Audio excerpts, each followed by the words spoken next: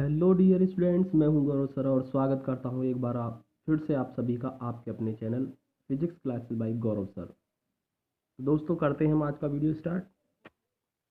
दोस्तों आज हम एक समान विद्युत क्षेत्र में विद्युत द्विध्रुव को घुमाने में किया गया कार्य निकालेंगे। यानी कि जब हमारे पास एक समान विद्युत क्षेत्र है और उसमें हमने एक विद्युत द्विध्रुव रख दिया है तो उसको घुमाने में कितना कार्य किया जाता है, इस बात की चर्चा करेंगे हम। तो दोस्तों यहाँ पर मैं एक फिगर बनाए दे रहा हूँ। सबसे पहले एक समान विद्युत क्षेत्र की बात की गई है, तो यहाँ पर सबसे पहले एक समान विद्युत क्षेत्र हम बना लेते हैं दोस्तों, जो कि कुछ इस प्रकार होगा। और एक समान विद्युत क्षेत्र को, जैसा कि आपको पता है पिछले वीडियोज में हम बता चुके हैं कि हमेशा समांतर रेखाओं द्वारा प्रदर्शित किया जाता है। तो एक समान विद्युत क्षेत्र है, इसमें एक द्विध्रुव रखा हुआ है दोस्तों, और ये जो द्विध्रुव रखा हुआ है ये रखा हुआ है, सपोज ये रखा हुआ है, तो इसमें एक विद्युत द्विध्रुव रखा है जो कि -q और +q आवेश से मिलकर बना है। तो दोस्तों इसे हमने θ1 एंगल से θ2 एंगल घुमाने में किया गया कार्य निकालेंगे। यानी कि इसे जब आप घुमा देंगे तो इसे आपने घुमा दिया दोस्तों, तो ये +q आवेश यहाँ हो जाएगा और ये -q आवेश यहाँ पहुँच जाएगा दोस्तों। और ये जो एंगल है, पहले इसका एंगल बन रहा था थीटा, ये जो एंगल था वो θ1 था सपोज, और बाद में इसका एंगल हो गया θ2। तो डियर स्टूडेंट ये θ1 एंगल था और ये θ2 एंगल तक घुमाया, यानी कि पहले θ1 पोजीशन पे था और हमने इसे घुमा दिया है और इसे θ2 पोजीशन तक ले आए। तो डियर यहाँ से हमें θ1 से θ2 घुमाने में जितना कार्य किया गया होगा उस कार्य की गणना करनी है डियर। तो यहाँ पर हम सबसे पहले यहाँ पर लिख लेंगे, अपनी लैंग्वेज लिख देंगे कि एक समान विद्युत क्षेत्र ई में एक विद्युत द्विध्रुव जो कि -q +q आवेश से मिलकर बना है, इसे θ1 पोजीशन पर रखा गया और उसे θ1 से θ2 तक घुमाने में किया गया कार्य की गणना करनी है डियर। तो यहाँ से हमको पता है कि जब घुमाया जाता है तो उस पर एक बल आघूर्ण, तो बलाघूर्ण कार्य करता है दोस्तों, और वो बलाघूर्ण का जो मान होगा वो कितना होता है, तो उसका मान होता है टॉर्क = PE sin थीटा, जो कि हम पिछले वीडियोज़ में बता चुके हैं। तो डियर अगर हमने इसे थीटा एंगल से घुमाया है, यानी थीटा एंगल पर रखा हुआ है और इसे हम बलाघूर्ण जो लगता है इसको घुमाने के लिए वो टॉर्क = PE sin थीटा लगता है डियर, ये हम पिछली वीडियोज़ में बता चुके हैं। अब यहाँ से हम देखेंगे कि हमें तो कार्य निकालना है, घुमाने में क्या गया कार्य है। तो डियर इसे जैसे कि आपने यहाँ पर देख रहे हैं आप, तो θ1 से θ2 घुमा रहे हैं। तो सपोज कर लेते हैं सबसे पहले θ1 से θ2 बाद में घुमाएंगे। सपोज कर लेते हैं कि पहले इसे हमने d θ अल्प एंगल यानी अल्प कोण d θ तक इसे विस्थापन किया गया है इसमें।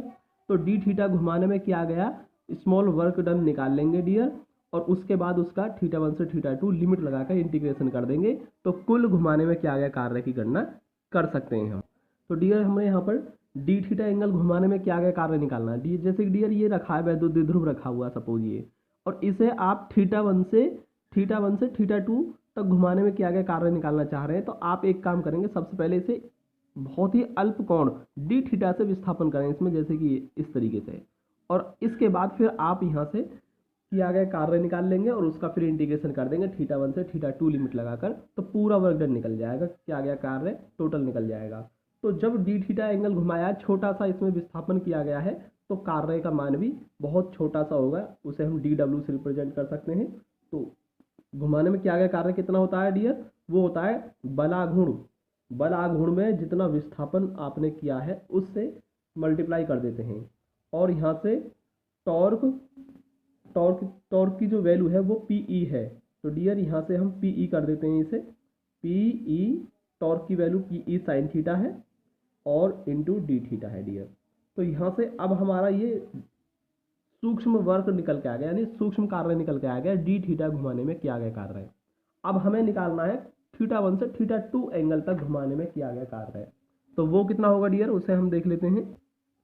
तो डियर हमें θ1 से θ2 तक घुमाने में क्या गया कार्य निकालना है। आप देख रहे हैं कि θ1 से θ2 घुमाने में क्या गया कार्य निकालना हमें, तो वो कितना होगा, वो तो टोटल वर्क डन आ जाएगा, कुल कार्य आ जाएगा, जो कि कितना होगा, जो छोटा वर्ग निकला है आपका सूक्ष्म वर्क डन dw, इसका θ1 से θ2 एंगल तक, θ1 पोजीशन से θ2 पोजीशन तक इंटीग्रेशन कर देंगे डियर, और यहाँ से θ1 और θ2 और dw का मान जो लिखा हुआ है PE sin theta into d θ, इसे रख देंगे यहाँ से, और इसके बाद में अब हमें केवल इसे हल करना है। तो डियर पीई आपका एक कांस्टेंट टर्म है, इसे बाहर कर देंगे थीटा 1 से थीटा 2 लिमिट लगाकर, और ये अंदर रह जाएगा sine theta into D theta. तो यहाँ से हम कर सकते हैं पीई बाहर, और साइन थीटा का हम इंटीग्रेशन कर सकते हैं। इंटीग्रेशन समाकलन होता है, और ये डियर आपको 11th क्लास में काफ़ी अच्छी तरीके से, 12th क्लास में काफ़ी अच्छी तरीके से सिखाया जाएगा, मैथमेटिक्स में है। तो यहाँ पर मैं आपको केवल यहाँ पर पहले फॉर्मूला बता दे रहा हूँ किस फॉर्मूला के तहत इसे लिखा गया है डियर। तो ये फॉर्मूला होता है समाकलन साइन थीटा और डी थीटा, यानी साइन थीटा का थीटा के रेस्पेक्ट में जब हम समाकलन करते हैं डियर, तो वो साइन थीटा का कॉस थीटा हो जाता है और एक माइनस साइन आता है, यानी कि साइन थीटा डी थीटा का समाकलन माइनस कॉस थीटा होता है। तो यहाँ पर भी डियर ये साइन थीटा डी थीटा लिखा हुआ है, जो कि कितना होगा माइनस के कॉस थीटा हो जाएगा। और ये जो लिमिट होती है डियर, ये आपकी यहाँ आ जाती हैं, और उसके बाद माइनस को हम यहाँ से बाहर कर सकते हैं, और ये रह जाएगा आपका कॉस थीटा, और उसके बाद थीटा 2 और थीटा 1 लिमिट आपकी ये रही, फिर माइनस के पीई, और यहाँ से जो लिमिट होती है, तो डियर लिमिट रखने का तरीका होता है, इसे बोलते हैं अपर लिमिट, इसे बोलते हैं lower limit. Upper limit lower limit, तो एक बार थीटा की जगह पर आप अपर लिमिट रखेंगे, फिर माइनस साइन लगाकर थीटा की जगह आप लोअर लिमिट का इस्तेमाल करेंगे, इसे रख देंगे। तो ये हो जाएगा कॉस, अपर लिमिट क्या है थीटा 2 माइनस, फिर कॉस लोअर लिमिट रखेंगे थीटा की जगह, तो थीटा 1 आ जाएगा। तो डियर इतना वर्क डन किया जाएगा घुमाने में, थीटा 1 से थीटा 2 एंगल तक घुमाने में किया गया, कार्य निकल के आ गया। तो इतना कार्य किया जाएगा। अब डियर इसमें हम कुछ विशेष स्थितियां लगा सकते हैं। तो विशेष स्थितियां क्या होंगी वो देखते हैं हम। तो इसमें पहली स्थिति आती है कि द्विध्रुव को थीटा 1 यानी कि 0 एंगल से आपको थीटा घुमाना है। यानी कहने का मतलब ये हुआ कि विद्युत क्षेत्र में जिस तरीके से विद्युत क्षेत्र है, ये जो रखा हुआ है ये 0 एंगल बना रखा है, यानी विद्युत क्षेत्र कैसा है, संरेख रखा हुआ, समांतर रखा हुआ है। अब इसे आप, ये किस पोजीशन पे है, थीटा यहाँ पर 0 है, तो यहाँ पर थीटा क्या है 0, और इसे केवल थीटा एंगल तक घुमाया है हमने। तो 0 से थीटा यानी कि स्टार्टिंग से उसे थीटा एंगल तक घुमाया है, तो थीटा 1 की जगह हम 0 लिखेंगे, और थीटा 2 की जगह थीटा का इस्तेमाल करेंगे, क्योंकि हम 0 से थीटा एंगल घुमा रहे हैं। तो यहाँ पर एक जो वैल्यू है थीटा 1 की वैल्यू वो 0 होगी, और थीटा 2 की वैल्यू यहाँ से थीटा होगी डियर। तो यहाँ से डियर हमने थीटा, ये आपका थीटा 2 है, थीटा 2 आपका थीटा है, और थीटा 1 का मान 0 है, वो लिख दिया मैंने। तो यहाँ पर हम इसे कर सकते हैं माइनस के पीई और cos theta minus cos 0। Cos 0 का मान डियर वो होता है आपका 1 होता है, तो हम 1 लिख सकते हैं, और W इक्वल टू माइनस को अंदर ले जाएंगे, तो पीई, और ये हो जाएगा 1 माइनस कॉस थीटा हो जाएगा। जब माइनस की मल्टीप्लाई करेंगे तो ये +1 हो जाएगा, ये माइनस कॉस थीटा हो जाएगा, जो कि मैंने आगे पीछे करके लिख दिया है डियर। तो थीटा एंगल घुमाने यानी 0 से थीटा तक एंगल घुमाने में जो किया गया कार्य होता है वो W equal to PE 1 minus cos theta होता है डियर। आप चाहे तो इस चीज़ को यहाँ पर भी लिख सकते हैं, मैं इस चीज़ को यहाँ लिखे दे रहा हूँ, W equal to minus sine को यही अंदर ले जाइए आप, तो पीई, और ये हो जाएगा आपका cos theta 1 minus cos theta 2 हो जाएगा डियर। तो आप चाहें तो यहाँ से भी डायरेक्ट इसे कर सकते हैं, माइनस साइन को यहीं अंदर ले जाइए, ठीक है। अब हम यहाँ से दूसरी स्थिति देते हैं। तो अब डियर आपको 0 से, पहले आपने 0 से थीटा घुमाया था, अब 0 से 90 डिग्री घुमाना है, यानी कि पहले ये रखा हुआ है इस तरीके से, विद्युत क्षेत्र के समांतर रखा हुआ है, और इसे आपको 90 डिग्री घुमाना है, यानी इस तरह घुमाना है, यानी विद्युत क्षेत्र और द्विध्रुव के बीच में 90 का एंगल होना चाहिए। तो यहाँ से हम इसका यूज कर देंगे, अब इसका नहीं, डायरेक्ट इसका यूज कर देंगे, माइनस को अंदर ले गए हम। तो पीई कॉस थीटा 1 आपका 0 है, माइनस कॉस और थीटा 2 इस बार आपने 90 लिया है। तो डियर हम यूज कर सकते हैं पीई, और कॉस 0 की वैल्यू 1 हो गई, और यहाँ से कॉस 90 का मान 0 हो गया। तो डियर 1 माइनस 0 1 हो गया, यानी कि W इक्वल टू क्या हो गया, पीई हो गया। और जब आप देख रहे हैं कि यहाँ पर क्या था फॉर्मूला, पीई कॉस, यहाँ था फॉर्मूला आपका ये वाला कॉस थीटा 1 माइनस थीटा 2, यानी कि थीटा वाला टर्म जो है, साइन कॉस वाला टर्म यहाँ से क्या हो गया, खत्म हो गया डियर।